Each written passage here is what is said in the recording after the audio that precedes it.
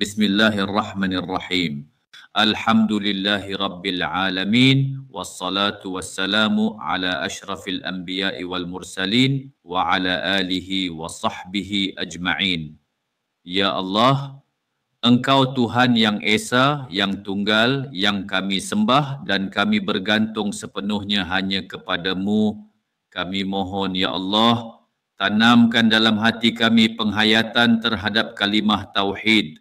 Jadikan kami orang yang ikhlas dalam setiap amal dan ibadah. Ya Allah, kuatkan iman kami, kukuhkan hati kami agar sentiasa yakin hanya kepadamu.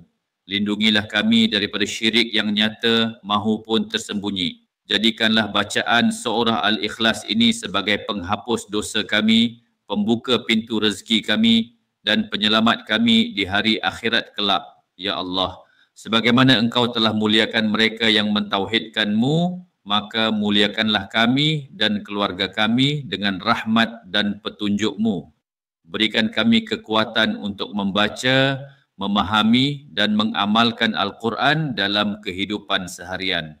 Aku mohon kepadamu dengan keberkatan surah Al-Ikhlas yang Engkau jadikan sepertiga Al-Quran, berikanlah kepadaku hati yang mencintaimu, lidah yang sentiasa menyebut namamu dan jiwa yang tenang dengan zikrullah. Jadikanlah aku insan yang ikhlas dalam setiap ibadahku, sebagaimana Engkau ajarkan dalam surah Al-Ikhlas.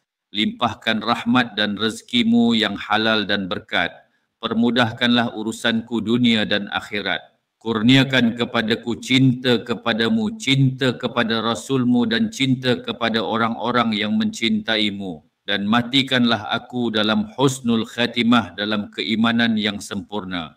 Ya Allah, kabulkanlah doa ini. Ampunilah dosaku, kedua ibu bapaku, keluargaku dan seluruh kaum muslimin dan muslimat. Selawat dan salam ke atas Nabi Muhammad sallallahu alaihi wasallam, rahmat bagi seluruh alam.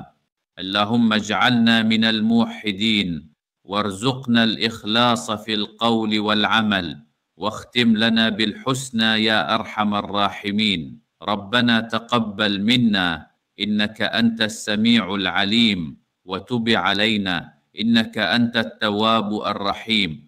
ربنا آتنا في الدنيا حسنة وفي الآخرة حسنة وقنا عذاب النار. وصلى الله على سيدنا محمد وعلى آله وصحبه أجمعين والحمد لله رب العالمين.